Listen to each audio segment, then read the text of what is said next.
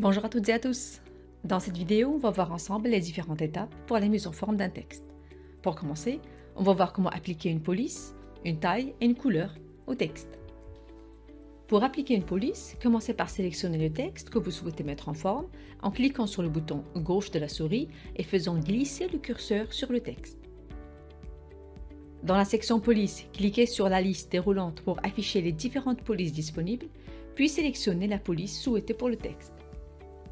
Pour la taille du texte, cliquez sur la liste déroulante pour afficher les différentes tailles de police disponibles, puis sélectionnez la taille souhaitée pour votre texte. Et enfin, pour choisir la couleur du texte, toujours dans l'onglet Accueil, cliquez sur l'icône qui ressemble à la lettre A majuscule avec une couleur. Vous pouvez maintenant choisir la couleur souhaitée pour votre texte en cliquant dessus. Pour mettre en forme un texte en gras, en italique ou souligné, sélectionnez d'abord le texte que vous souhaitez mettre en forme. Dans l'onglet Accueil, recherchez l'icône G majuscule, cliquez sur cette icône pour appliquer le style gras. Ensuite, recherchez l'icône I, cliquez sur cette icône pour appliquer le style italique au texte sélectionné. Et pour avoir un texte souligné, cliquez sur l'icône S. L'alignement, c'est l'emplacement d'un texte ou un paragraphe par rapport à la page. Alors, si vous souhaitez appliquer un alignement à un titre ou un paragraphe, commencez d'abord par sélectionner votre texte. Cliquez sur le bouton Alignement à gauche pour aligner le texte à gauche. Cliquez sur le bouton Alignement centré pour positionner le texte horizontalement au centre de la page. Pour un alignement à droite, cliquez sur le bouton Alignement à droite pour aligner votre texte à droite. Et enfin, pour un paragraphe aligné des deux côtés, cliquez sur le bouton Alignement justifié. C'est l'alignement recommandé pour les paragraphes d'un rapport par exemple. L'interligne est l'espace vertical entre les lignes de texte dans un paragraphe. Pour l'appliquer, il faut toujours commencer par sélectionner votre texte, puis dans l'onglet Accueil, dans la section Paragraphe, cliquez sur le bouton Interligne, puis sélectionnez l'interligne souhaitée pour le paragraphe.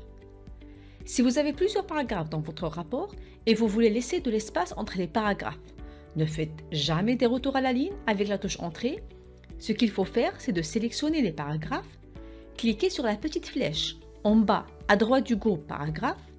Dans l'option Espacement, choisissez la valeur de l'espacement avant et après. Ceci permet d'avoir un texte aéré. Dans le cas où vous avez déjà un texte formaté et vous avez ajouté d'autres paragraphes et vous voulez appliquer la même mise en forme sur ce dernier. Alors tout ce que vous avez à faire, c'est de sélectionner le texte formaté. Par exemple, dans notre cas, le titre qui a déjà une police, une taille et une couleur. Donc au lieu de refaire toute la mise en forme sur le nouveau titre, il suffit de sélectionner le titre, de cliquer sur le bouton Reproduire la mise en forme. Après, il faut faire un clic glissement sur le texte sur lequel vous voulez appliquer cette mise en forme. Les puces sont une manière efficace d'organiser des informations sous forme de points avec des petites images. Pour cela, saisissez d'abord les éléments de votre liste, sélectionnez le texte que vous voulez transformer en liste de puces. Dans l'onglet Accueil, cliquez sur l'icône Puce dans la section Paragraphe, puis choisissez la puce qui vous convient.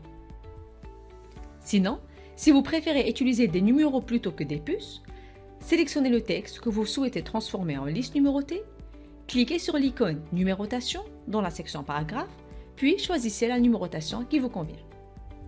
Imaginez maintenant que vous voulez créer une liste avec plusieurs niveaux, comme celle-ci.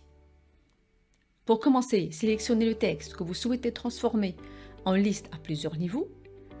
Dans l'onglet Accueil, cliquez sur l'icône Liste à plusieurs niveaux.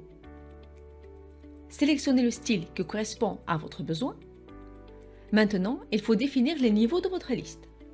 Pour cela, placez le curseur au niveau de l'élément désiré, puis utilisez les boutons d'augmentation ou de diminution de retrait dans l'onglet Accueil dans la section Paragraphe pour définir le niveau de chaque élément de votre liste. Et voilà le résultat.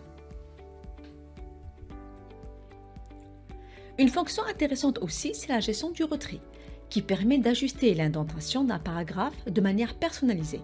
Par exemple, pour créer des citations. Alors, comment faire? D'abord, sélectionnez votre texte. Dans le groupe Paragraphe de l'onglet Accueil, cliquez sur Retrait spécial et choisissez Première ligne. Dans le cas contraire, si vous voulez faire un retrait pour tout le paragraphe sauf la première ligne, cliquez sur Négatif. Et pour annuler, cliquez sur Aucun. L'orientation d'un paragraphe est une option très importante, surtout pour les langues qui s'écrivent de la droite vers la gauche, comme la langue arabe. Supposons que vous avez un texte en langue arabe, l'orientation par défaut de ce texte est de la gauche vers la droite. Pour inverser cette orientation, il suffit de sélectionner votre paragraphe par un clic glissement, puis dans l'onglet Accueil, dans la section Paragraphe, cliquez sur l'icône Orientation du texte de gauche à droite. Voilà, nous avons parcouru les options les plus importantes de l'onglet Accueil. Merci d'avoir regardé la vidéo.